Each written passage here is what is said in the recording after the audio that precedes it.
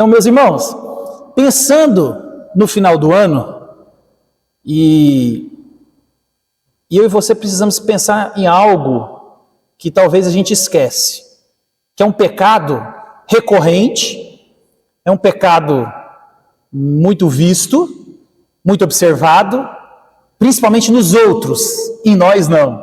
Lembra, aqui é uma aula daquele livro Pecados Intocáveis, que são pecados que às vezes nós nem reconhecemos como pecados. E se tratando de final de ano, eu e você podemos fazer um balanço do nosso ano. E eu e você às vezes esquecemos que a ingratidão é um pecado. É por isso que eu coloquei aquela figura ali. Você viu que aquela figura ali, ela demonstra um pouco daquilo que a gente vai falar. Eu e você não gostamos de pessoas ingratas. Pessoas ingratas são difíceis.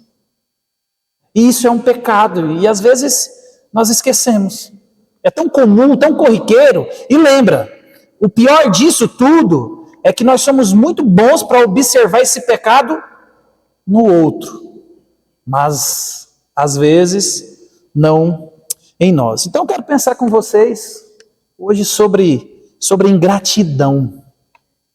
Então, olha o texto aqui famoso que todos nós conhecemos. Está lá em Lucas 11, 19. O texto vai narrar 10 leprosos que encontraram com Jesus. E aí diz assim, ó: de caminho para Jerusalém, passava Jesus pelo meio de Samaria da Galileia. Ao entrar numa aldeia, saíram-lhe ao encontro 10 leprosos, que ficaram de longe e lhe gritaram, dizendo: Jesus, mestre, compadece-te de nós. Ao vê-los, disse-lhe Jesus: ide, mostrai-vos aos sacerdotes. Aconteceu que, indo eles, foram purificados. Um dos 10 que foram curados voltou dando glória a Deus em alta voz e prostrou-se com o rosto em terra aos pés de Jesus, agradecendo-lhe. E este era samaritano. Então Jesus lhe perguntou: não eram 10 os que foram curados?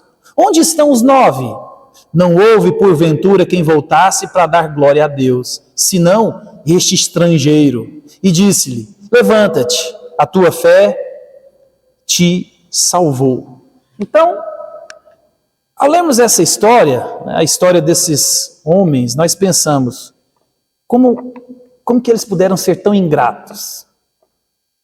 A nossa reação ao ouvir histórias parecidas, lembra de Davi sendo exortado por Natã.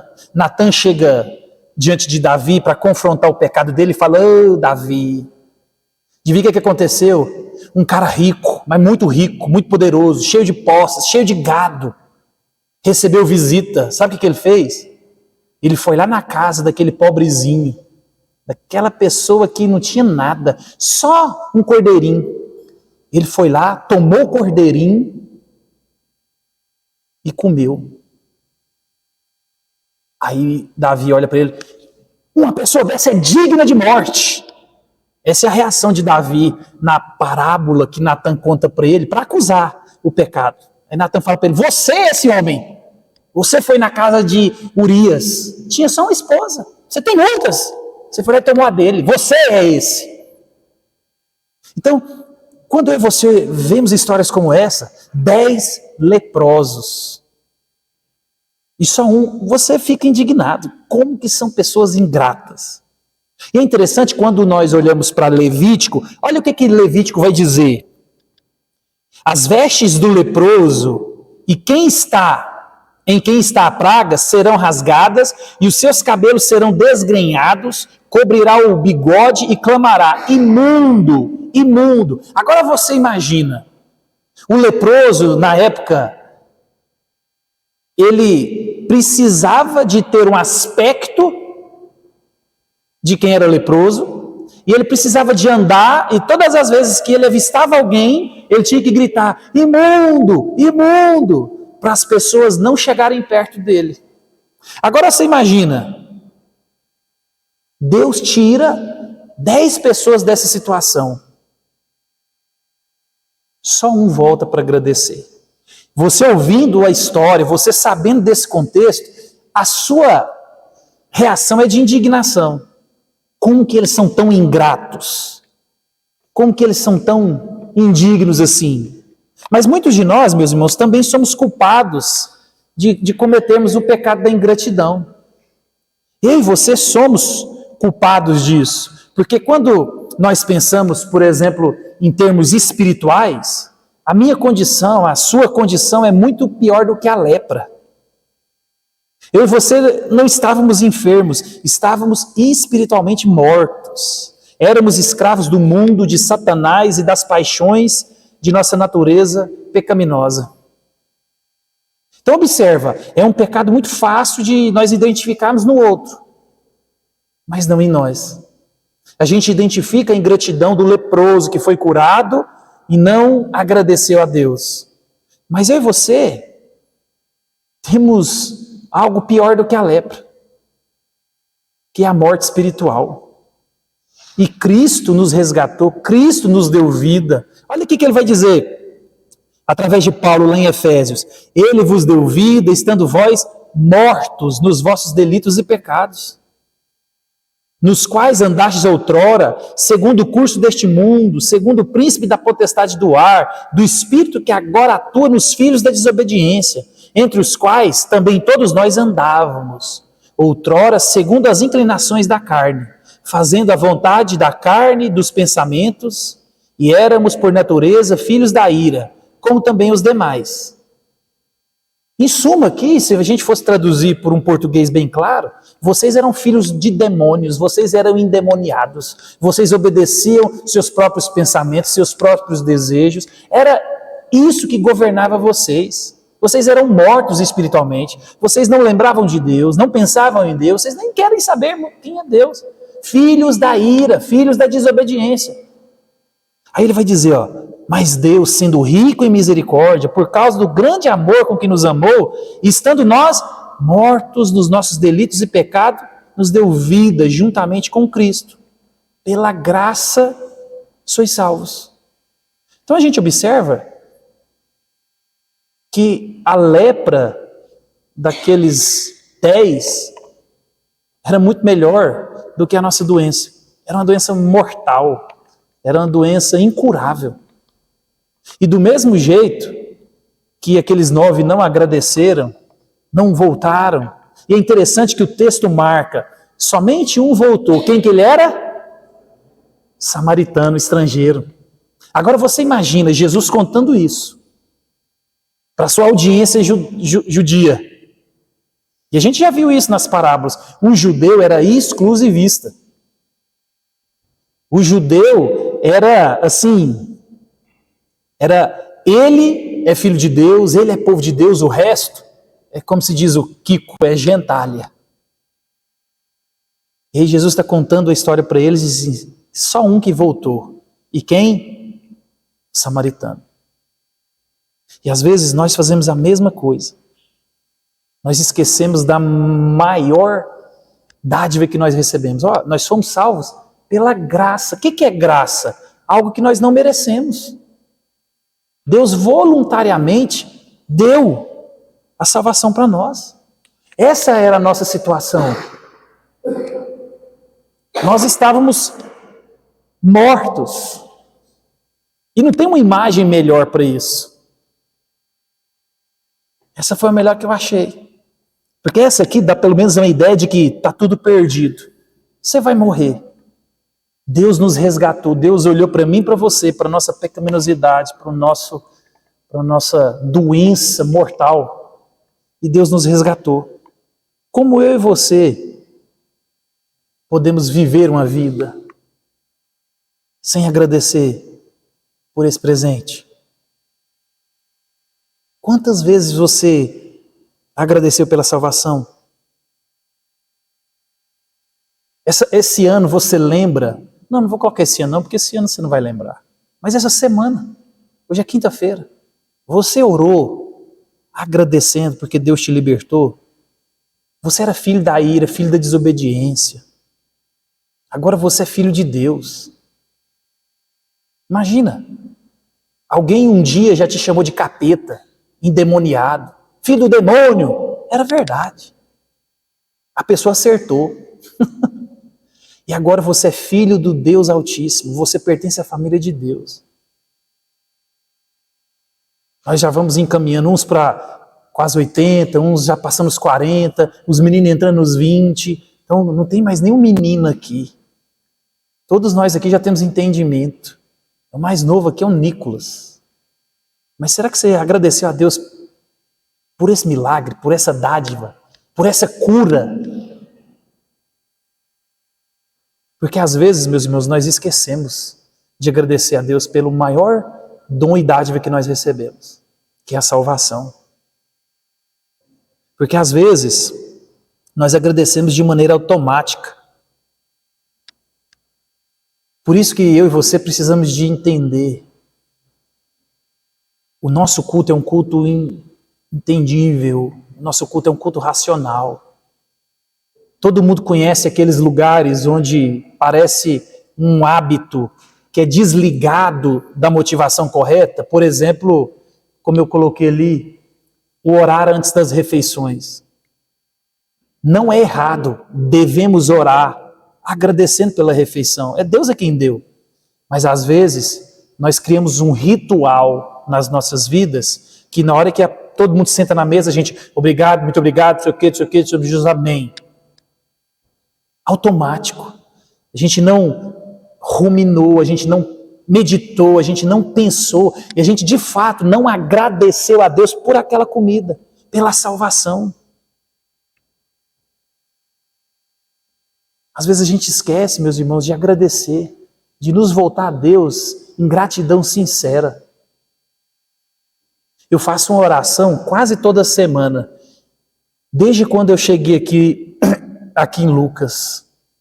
E a minha oração é pela graça de Deus mesmo. Eu não sou melhor do que ninguém, não, mas eu pedi para Deus, não deixe eu esquecer de onde eu estou. Se um dia você quiser, eu te conto como que fez para mim chegar aqui, né? Tem muitos detalhes. Mas todas as vezes que eu sento ali, aí eu olho para o gabinete cheio de livro, tem um armário, tem uma mesa, tem uma sala. Eu falo, Senhor, obrigado. Obrigado que o Senhor deixou eu ser pastor. Eu não me escolheria para ser pastor. Só Deus para fazer um negócio desse. Na verdade, eu seria melhor membro comum do que pastor. E toda semana Senhor, obrigado. Porque o Senhor fez uma coisa que eu não merecia. O Senhor me deu um privilégio. O Senhor não me deixa esquecer que eu sou pago, sustentado para ler a Bíblia e orar. Eu não posso esquecer disso, não. Eu fico aqui brigando com vocês, bora, lê a Bíblia, ora, arruma tempo. E vocês me pagam para isso. Olha, isso não é dádiva de Deus? Eu falo isso para os colegas pastores na reunião dos pastores, eles chegam e torcem o bico comigo. Falei, a gente é pago para fazer aquilo que a gente manda os outros fazerem. Isso é dádiva de Deus. Eu oro e falo, Senhor, meu irmão, quando eu fui sair do seminário, eu achei que eu ia para a igreja, que ia me dar conta de pagar malemar meu aluguel. Gabinete? Que dia que eu ia ter um gabinete? Nunca! Eu conheço a realidade da ICEB em muitos lugares. Eu cheguei aqui, quando eu vi esse negócio aqui, eu falei, tá de brincadeira. Então, meus irmãos, a gente não pode esquecer de ser grato ao Senhor, onde Ele nos levou, de onde Ele nos tirou. Então, só estou dando um simples exemplo. E cada um contextualiza na sua vida. Mas a melhor coisa que Deus fez para mim e para você, e a única coisa que de fato nós precisávamos, era a salvação Ele nos deu. Porque o resto tudo é passageiro. Pensa nos nossos problemas, nas nossas dores, nas nossas doenças.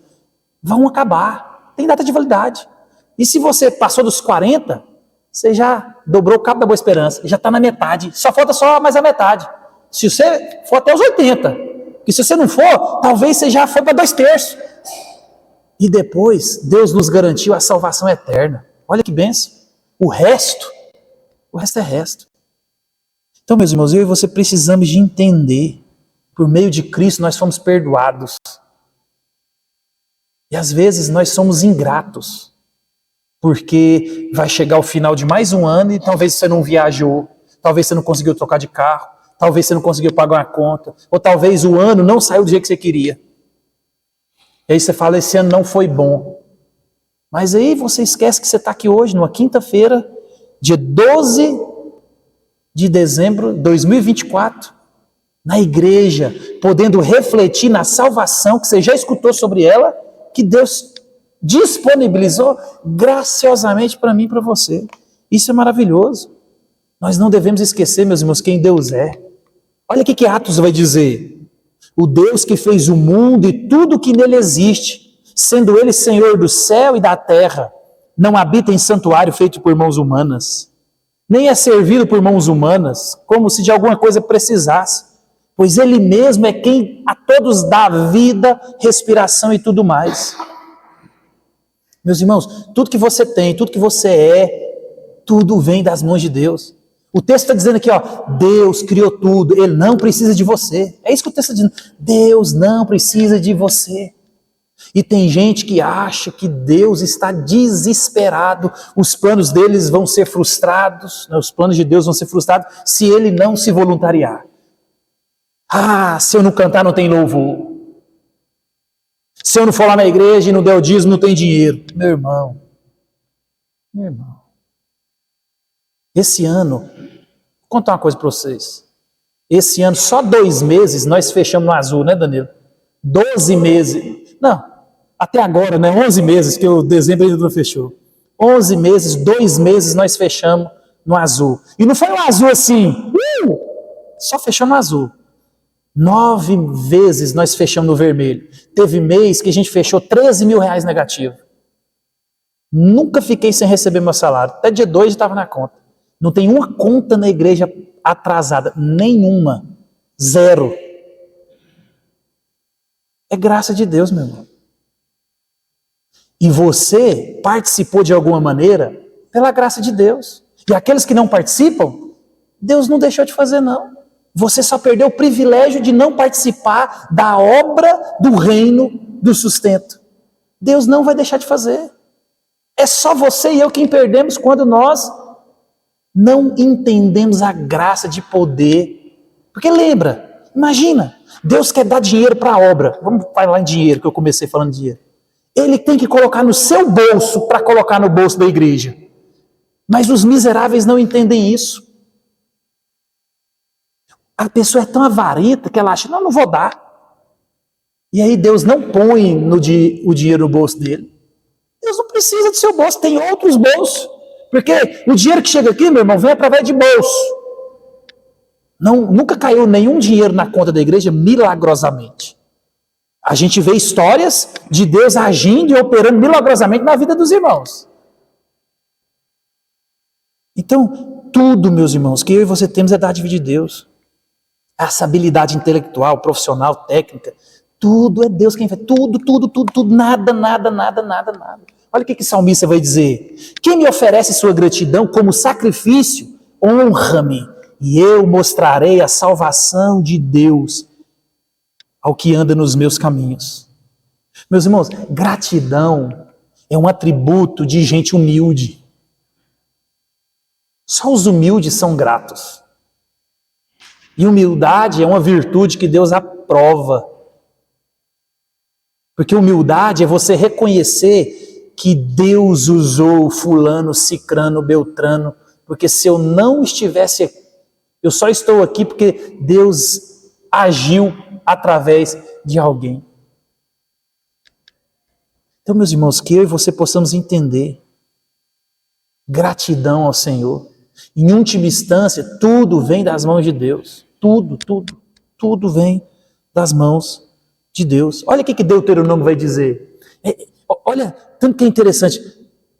É por isso que eu e você não podemos perder de vista a soberania de Deus, o poder de Deus. Quem é o nosso Deus? Eu estava estudando isso esses 2 dias com outro texto. Meus irmãos, nós estamos tão distantes da compreensão de quem Deus é, que mais uma vez nós temos a tendência de achar que Deus é só um homem forte, grande, mais poderoso que nós, e não é. Tudo vem das mãos de Deus. Tudo. Deus, Ele chamou um povo, cuidou desse povo, falou tudo que ia acontecer, e aconteceu. Não é porque Deus é adivinho, não. É porque Deus governa tudo, nada foge ao controle de Deus. Olha aí, Lá em Deuteronômio, lembra? Deuteronômio é a repetição da lei. Por que Deus manda escrever Deuteronômio? Porque eles já passaram 40 anos do deserto. Moisés já tinha escrito Gênesis, já tinha escrito Êxodo, Números. Agora Moisés vai embora, Moisés vai morrer, Deus vai levantar Josué para liderar o povo. Já tem mais de 40 anos que esse povo está andando com Moisés. Aí Deus manda dar Deuteronômio. Deuteronômio é a repetição da lei. Deuteronômio é uma revisão de tudo aquilo que Deus vinha ensinando e falando para o povo. Agora eles vão entrar na terra da promessa. Olha o que Deus vai dizer para eles. Guarda-te, não te esqueças do Senhor teu Deus, não cumprindo os mandamentos, os seus juízos, os seus estatutos que hoje te ordeno, para não suceder que depois de teres comido e estiveres farto, depois de haveres edificado boas casas e morado nelas, depois de se multiplicarem os teus gados e os teus rebanhos, e se aumentar a tua prata e o teu ouro, e ser abundante tudo que tens, se eleve o seu coração, e te esqueça do Senhor teu Deus, que te tirou da terra do Egito, da casa da servidão, que te conduziu por aquele grande e terrível deserto de serpentes abrasadoras, de escorpiões e de secura, em que não havia água, e te fez sair água da pederneira, que no deserto te sustentou com maná, que teus pais não conheciam, para te humilhar, para te provar, e afinal te fazer bem. Não diga, pois, no teu coração, a minha força e o poder do meu braço me adquiriram estas riquezas. Antes, te lembrarás do Senhor teu Deus, porque é Ele o que te dá força para adquirires riquezas, para confirmar a sua aliança que sob juramento prometeu a teus pais, como hoje se vê. Olha esse Deus. Vai ter um período da sua vida, povo, que vocês vão estar bem, vocês vão estar instalados, casa boa, vai ter fartura, vão ter ouro, vão ter prata, vão ter saúde, vocês vão estar bem. E aí é nessa hora o seu coração te engana, o seu coração tende a mostrar as garras. Lembra? Deus é um Deus que sabe de todas as coisas. Ele conhece o efeito do pecado no nosso coração. Então, quando isso tudo estiver acontecendo na sua vida, não eleve seu coração, não seja soberbo, não seja orgulhoso, não fica batendo no peito, nós conquistamos esse negócio, porque tudo que tem aqui é por causa da minha habilidade, por causa da minha inteligência, porque eu levantei cedo, porque eu trabalhei, porque eu fiz e deixei de fazer, isso, não faça isso. Eu acho interessante que aqui Deus fala assim, porque é Ele que te dá força. E a força aqui, meus irmãos, é no sentido de levantar, andar, fazer. É o ânimo, é a força física. É Deus quem te dá. Às vezes a gente levanta com a garganta arranhando, dor de cabeça. E aí você vai ver, algumas pessoas parece que estão em câncer terminal. Quando você vê, é só uma garganta arranhando. Isso já derruba a gente, aquele corpo febril, aquela pinhaca, sabe aquele trem assim, aquele mal-estar? É Deus quem nos sustenta. É Deus quem nos dá saúde. Então, observa, basta uma pequena indisposição, a gente já sente o baque. Então Deus está falando assim, não sejam ingratos. Por isso que eu e você devemos entender, meus irmãos, tudo vem das mãos de Deus. E a maioria dos crentes concorda que tudo que vem de Deus, que tudo que temos vem de Deus, mas será que eu e você temos agradecido por isso? Você tem agradecido pela vida, pela família? Você tem agradecido pela família? Eu estava vendo num podcast nesses recortes, uma psicóloga falando que a mulher chegou no consultório dela, chorando, porque tinha acabado de perder o filho, há 15 dias. Aí ela ficou sem saber o que ela falava para ela. Aí ela começou a chorar. E aí a mulher falou para ela assim, não, eu perdi o outro, tem 20 dias. Em 21 dias ela perdeu 2 filhos. Meu irmão, eu escutei aquilo e eu fiquei pensando, Senhor, Eu não quero conhecer a dor de perder um filho. É um buraco que nada mais tampa. E eu e você, 12 de dezembro, até aqui, a nossa família está aqui, pela graça de Deus. Está todo mundo saudável. Gente, isso é bênção. Nós vamos dormir hoje, os meninos estão em casa. Os meninos estão brigando, os meninos estão reclamando, mas os meninos estão lá. Você parou? Para agradecer pela família. Tem gente que vai terminar o ano viúva, sozinho. Eu fico pensando, porque por mais tranqueira que seja a mulher e o marido que você casou, por mais tranqueira, mas imagina, 20, 30, 35, 40 anos, você levantando, dormindo, todo dia. Vai chegar um dia que essa pessoa não está lá, mas você já viu o buraco que vai ser na sua vida? Ou saudade que você vai ter daquela, né, do murmurador, do reclamador, do chulé, da sujeira, da reclamação, das coisas boas e das coisas ruins. Meus irmãos, a família, a saúde. Hoje aqui, ó, mais uma vez, nós estamos chegando no final do ano, ninguém aqui no nosso meio, nós vamos estar todo mundo tranquilo. Tem uma dorzinha de cabeça aqui, um negocinho aqui, outro negocinho ali, mas tudo tranquilo, organizado. Olha que bênção. Todo mundo aqui tem casa. Eu pensei, sabia que aqui na nossa igreja só 2 famílias não têm casa própria? Já parou para pensar nisso? Que bênção? É só o pastor e o Júnior, os 2 Júnior. Agora nós somos uma comunidade grande e Deus tem provido sustento, cobertura, teto para nós. Olha que bênção. Olha que bênção. Nós temos carro. O único que não tinha carro tem carro agora, que era o Júnior. O Júnior tem carro. Deus deu um carro esse ano. Então, meus irmãos, essas coisas, tudo vem das mãos de Deus. Até as dificuldades. Olha para trás as dificuldades, os problemas que nós tivemos esse ano. A gente amadureceu. Deus proveu, Deus acudiu, Deus socorreu. Pelo descanso. Tudo vem das mãos de Deus, meus irmãos. Nós não devemos esquecer. Achar normal receber todas as provisões materiais e bênçãos espirituais que Deus tem ricamente despejado sobre nós e deixar de agradecer é um dos pecados aceitáveis. Na verdade, muitos nem consideram isso pecado. Por isso que está no livro, pecados intocáveis. Ingratidão é pecado. Deixar de agradecer, reconhecer que tudo vem das mãos de Deus, é pecado. Todavia, quando o apóstolo Paulo descreve uma pessoa cheia do Espírito Santo, ele também diz que devemos viver sempre dando graças a Deus, o Pai, em nome do nosso Senhor Jesus Cristo. Efésios 5:20, dando sempre graças por tudo. Meus irmãos, agradeça. A gente não canta aquela música, é boa, né? Tá chorando, louve, agradeça, reconheça. Tá dando certo, agradeça. Chore de alegria, reconheça. E a gente vai cantando. Agradecer a Deus por suas bênçãos materiais e espirituais em nossa vida não é apenas um gesto educado de nossa parte. É vontade moral de Deus. É vontade de Deus.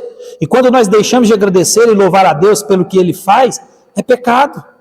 Pode parecer um pecado inocente para nós, contudo, é uma afronta e insulto àquele que nos criou e sustenta a cada segundo da vida.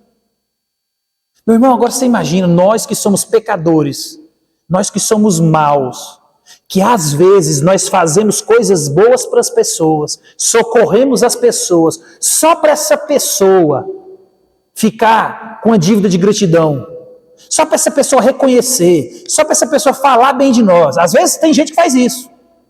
E quando alguém não é grato, quando alguém não reconhece, a gente fica chateado, a gente fica irado, não é? Mas agora você imagina, meus irmãos, um Deus que é santo, um Deus que é santo, que você não merece uma gota do que Deus te deu, que tudo que Deus te deu é graça, não merecimento. Na verdade, se você fosse ganhar o que você merece, era dor, sofrimento, morte. É isso que você merecemos. Mas Deus, que é santo, gracioso, faz tudo. E às vezes nós não reconhecemos, Nós só reconhecemos que a minha mão me conquistou essas coisas. Então, quando a gente não é grato, meus irmãos, nós ofendemos a Deus. Nós ofendemos a Deus. Deus é um Deus santo. E é vontade dele que nós demos graças. Olha o que ele vai dizer. Amarás, pois, o Senhor teu Deus de todo o teu coração, de toda a tua alma, de toda a tua força. Então, o primeiro mandamento deixa bem claro que quando não cultivamos o hábito de agradecer a Deus, é uma desobediência ao maior mandamento. Devemos ser gratos.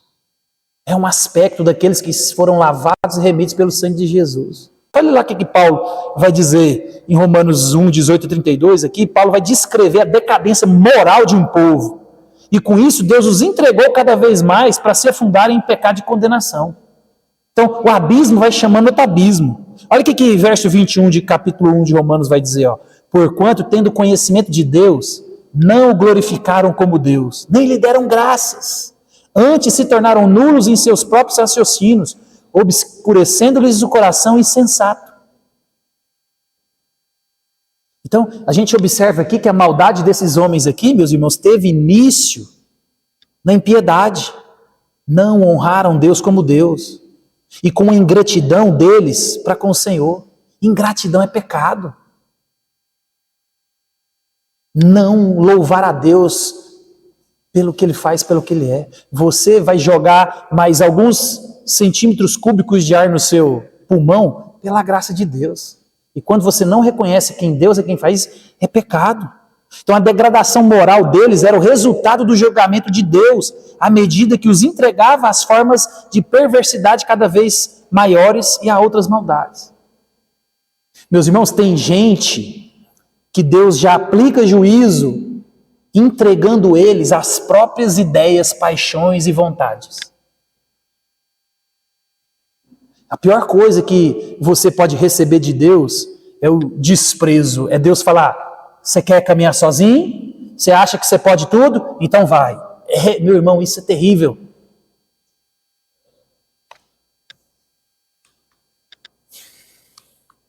Não honrar a Deus, nem lhe ser grato, são características evidentes da sociedade atual, como também da decadência cada vez maior de nossa época. Será que isso não é mais uma vez o julgamento de Deus por deixarmos de honrá-lo e agradecer? Vou dar um exercício aqui para vocês. Eu gosto de assistir filme. Aí eu estava assistindo, já falei para vocês, do Casamento às Cegas, do Alibaba, Bibi, não sei, lá do Oriente Médio. Aí, meus irmãos, tudo lá é, se Deus quiser, que Deus te abençoe. Que povo que entendeu que tudo vem das mãos de Deus. Mesmo que eles tenham a religião islâmica, mesmo que eles tenham uma concepção errada de Deus e das Escrituras, tudo bem. Mas o fato é que está aí cravado na raiz da nação. Tudo vem das mãos de Deus. Aí eu e o Davi foi assistir outra documentário na Netflix sobre os times da Arábia. Eles começaram a contratar Cristiano Ronaldo, Neymar, e aí mas o Davi foi assistir. Então, assim, é um documentário do povo. E aí você vai ver a entrevista dos donos de time, do pessoal que trabalha lá, e dos nativos, das pessoas que de fato são árabes, ou são do mundo árabe, por assim dizer. Tudo que eles fazem. Não, nós estamos agora esse ano, nós vamos montar um time se Deus quiser. Não, a gente fez isso aqui, mas se Deus quiser. Não, mas aí eles vão abençoar, que Deus te acompanhe. Então o que Paulo estava dizendo aqui é que talvez essa nossa falta de compreensão de quem Deus é, que governa, controla e pode todas as coisas, talvez isso que a gente mais uma vez vê na nossa sociedade de pessoas ingratas que não reconhecem que Deus existe, que são de fato cegas para um Deus, pode ser um traço de que Deus entregou essa geração às próprias paixões. Porque a gente não vê isso. A moralidade cada vez mais degradante. Vai lá para você ver, em pleno 2024, assiste um filme, ou assiste esses documentários, você vai ficar impressionado como eles têm essa concepção de Deus te abençoe, que Deus te acompanhe. Eles abençoam as pessoas o tempo inteiro. Eles têm consciência. O cara é milionário. Não, nós vamos fazer um time e se Deus quiser, o ano que vem nós vamos ser campeão. Olha. Que dia que você ouve isso aqui no Brasil, num país ocidental? O cara nem sabe que Deus existe. Mas eu e você que somos crentes, que recebemos a luz do Evangelho, meus irmãos, que sabemos que tudo vem das mãos de Deus, nós devemos fazer aquilo que Tiago nos orienta. Deveis dizer assim, se Deus quiser. E como Paulo nos orienta, em tudo dai graças. Tudo dá graça. Olha o que Lucas vai dizer, mas aquele a quem muito foi dado, muito lhe será exigido. E aquele a quem muito se confia, muito lhe pedirão. Meu irmão, você recebeu a luz do Evangelho. Você pode até não ter aceitado, mas que você conhece, você conhece. Temos de dar graças, especialmente quando recebemos a provisão extraordinária de Deus ou a libertação de alguma circunstância difícil. Provisão, libertação. Por cremos que a Bíblia é a palavra de Deus, temos mais obrigação de obedecer-lhe. E parte de nossa obediência é dar graças a Deus sempre e por todas as coisas. Eu vou contar uma coisa que aconteceu. Estava falando com meu pai hoje. Aí eu falei, pai, e seu carro, você mandou arrumar? Ele falou, não, vou mandar segunda-feira. Eu falei, ainda bem. Ele, não, vou mandar arrumar a batida. Aí, batida é bater no meu carro. E tinha batido no carro dele tem uns 2 meses atrás. Aí arrumou. Eu falei, mas pai, de novo? Aí eu até brinquei com ele. Falei, pai, se eu fosse pentecostal, eu ia falar para você orar nesse carro aí, porque esse carro tem alguma coisa. Tem lógica esse carro. Com o motor fundindo. O cara bateu. Aí ele, não, então eu vou te contar como é que bateu. Ele falou, meu carro estava estacionado. Um cara, longe do carro, estacionou o carro, numa descida, não engatou, o carro dele desceu, tinha 3 carros, o carro fez uma curva e bateu na porta do motorista. Aí eu falei para ele, pai, sorte que eu tenho uma boa teologia, Deus tem me instruído. Eu sei que é providência de Deus, nada foge ao controle de Deus, mas falei, amém por isso. Falei, como é que você dá graças a Deus pela uma batida no carro, que você vai olhar para a circunstância? Você tá no carro, fez uma curva sozinho para bater no carro dele no meio de 3. E nós somos chamados a dar graças em tudo. Porque essa é a vontade de Deus. Você pode pensar nisso? E pode acontecer comigo e com você. Às vezes eu faço esses exercícios. Se acontecer de eu perder um filho, como é que eu vou glorificar a Deus? Senhor, muito obrigado. Como que eu vou agradecer a Deus por isso? Aconteceu uma tragédia, aconteceu outras coisas. Meu irmão, isso não é fácil. Mas é uma vontade de Deus. Faz parte daqueles que obedecem a Deus. Gratidão em todas as circunstâncias? Claro, devemos agradecer a Deus quando as coisas não saem do jeito que esperávamos. Você vai numa ferragista, igual meu pai foi para comprar um negócio, você volta com a porta amassada. E eu falei, pai, mas o cara vai pagar? Falou, rapaz, o cara tirou R$400 do bolso e falou para mim, se você quiser, é isso, se não, não vou pagar nada. Eu falei, o que você fez? Ele falou, eu peguei, eu vou falar o quê? Ele, tá certo. Ele falou, mas tá tudo tranquilo. Tá tudo bem.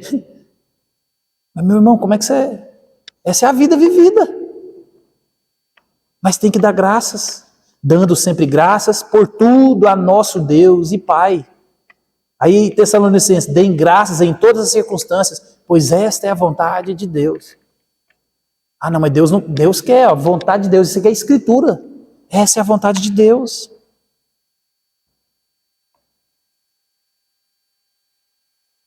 Romanos 8, 28. Sabemos que todas as coisas cooperam para o bem daqueles que amam a Deus. Porque de antemão conheceu, também os predestinou para serem conformes à imagem do seu Filho, a fim de que seja o primogênito entre muitos. Por que isso tudo é bom para mim e para você? Porque nessas circunstâncias Deus está nos conformando à imagem de Jesus. É por isso que logo em seguida Paulo vai dizer, eu estou convencido. E aí você tem que estar convencido disso também. Que nem a morte, nem a vida, nem anjos, nem demônios, nem o presente, nem o futuro, nem quaisquer poderes, nem altura, nem profundidade, nem qualquer outra coisa na criação será capaz de nos separar do amor de Deus que está em Cristo Jesus nosso Senhor. Você observou os contrastes? Nem morte, nem vida. Contraste. O que tem entre a morte e a vida? Tudo. Nem nada, nada. Aí outros, nem anjo, nem demônio. Nada nos separa do amor de Deus que está em Cristo Jesus. Então, todas as coisas cooperam para o bem, e coisas são todas as circunstâncias. Deus conduz todas as coisas para o nosso bem, e esse bem é o quê? Sermos conformes à imagem de Cristo Jesus. Deus está transformando o meu caráter. Deus está transformando a minha vida. Deus está me santificando. É por isso que eu e você somos mais maduros e olhamos para trás, e hoje nós podemos agradecer a Deus por aquelas coisas que talvez quando aconteceu, nós murmuramos, nós reclamamos, nós não aceitamos, nós praguejamos, mas hoje a gente entende, Deus, o Senhor graciosamente conduziu e eu não percebi, me perdoa, mas agora o Senhor fez o que era melhor. Paulo está nos mostrando que o propósito de Deus é que todas as circunstâncias, boas ou ruins, sejam instrumentos de nossa santificação, de nosso crescimento contínuo à imagem de Cristo. Terminando já. Portanto, nas situações em que o resultado não é o que esperávamos, devemos agradecer a Deus porque, de algum modo, Ele usará o fato para o desenvolvimento de nosso caráter. Não devemos ficar especulando como Ele irá fazer isso, pois seus caminhos geralmente são misteriosos e estão além da nossa compreensão. Pela fé na promessa de Deus, feita em Romanos 8, 28 e 29, obedecemos a ordem de Tessalonicenses de dar graças em todas as circunstâncias. E nunca devemos perder de vista, meus irmãos, a promessa de Romanos: nada nos separará do amor de Deus, nada, nada, nada. Aqueles que estão em Cristo, nada os separa do amor de Deus. Senhor, mas eu pequei e agora eu estou expulso. Nada nos separa do amor de Deus. Senhor, eu estou perdido. Nada nos separa do amor de Deus. E aqui nós vemos duas promessas. A primeira é que pela fé cremos que Deus está usando ou usará a dificuldade em particular para nos fazer parecido com Deus, com Cristo. E a segunda é que temos uma certeza de que mesmo no turbilhão das dificuldades, estamos acolhidos por um Deus amoroso. Não estamos só, meus irmãos. Portanto, dar graças a Deus em uma situação decepcionante ou difícil é sempre resultado da fé nas promessas de Deus. Não se trata de fazermos isso por pura força de vontade. Se fizermos assim, agradeceremos com os lábios, mas não com o coração. Quando nos agarramos nas promessas de Deus, conseguimos dizer: Pai, a situação é difícil e dolorosa. Não estou aqui por escolha própria, mas o Senhor, em amor e sabedoria, decidiu assim. O Senhor tem o meu bem em mente. E então, pela fé, agradeço-lhe o bem que o Senhor fará na minha vida por meio dessa situação.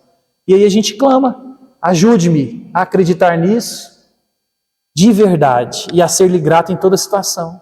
Nós estamos crescendo, conhecendo a Cristo, e à medida que essas coisas acontecem, nós vamos conhecendo ao Senhor. E é difícil para nós, lembra, nós somos pecadores, a natureza caída está em mim e em você. Vai ter dias que a nossa fé vai vacilar, vai ter dias que a gente vai duvidar, vai ter dias que a gente vai. É por isso que nós nos apegamos na Bíblia, na palavra. O meu coração está dizendo: você está perdido, você está sozinho, Deus te abandonou. Mas a Bíblia vai dizer: nada te separa do amor de Deus. E aí, pela fé, eu creio naquilo e me aproprio disso, até o turbilhão de emoções passar e meu coração voltar às águas tranquilas, pela graça de Deus. E nisso, Filipenses 4, Sejam conhecidas diante do Senhor as suas dores e angústias. Foi o que eu fiz essa semana. Senhor, tem misericórdia de mim. Isso não é um sentimento de alguém que é crente. Tudo que eu tenho é o Senhor que me dá. E outra coisa, o que eu dou não é nada. Dá malemar hoje um sorvete. Que coração egoísta e que coração pecador é esse? Tenha misericórdia de mim, Pai. Afasta esse pecado de mim. Me cura desse negócio. Então, meus irmãos, eu e você devemos ser gratos. Gratos sempre pela salvação, crescimento espiritual, bênção material, situação difícil, pela fé que Deus tem nos dado. A fé é dom de Deus, a fé vem dele. E aí eu e você poderemos agradecer cantando, orando o Salmo 34, 1, 3, que diz, bendirei ao Senhor em todo o tempo, o seu louvor estará sempre em meus lábios, gloriar-se-á no Senhor a minha alma, os humildes o ouvirão e se alegrarão, engrandecei o Senhor comigo, e todos a uma lhe exaltemos o nome. Agradecer a Deus, meus irmãos, sempre, eu e você devemos ser gratos a Deus. Não sei se ficou boa essa imagem não, mas poderia ser melhor, que depois que eu fui ver que o cara estava de sunga. Mas não, é porque eu tenho que crescer ela, né? Ele está fora de forma, ele é quadrado. Mas, meus irmãos, eu e você devemos ser gratos.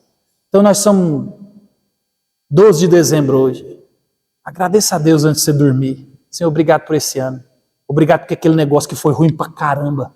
Mas obrigado também por aquilo que foi bom pra caramba.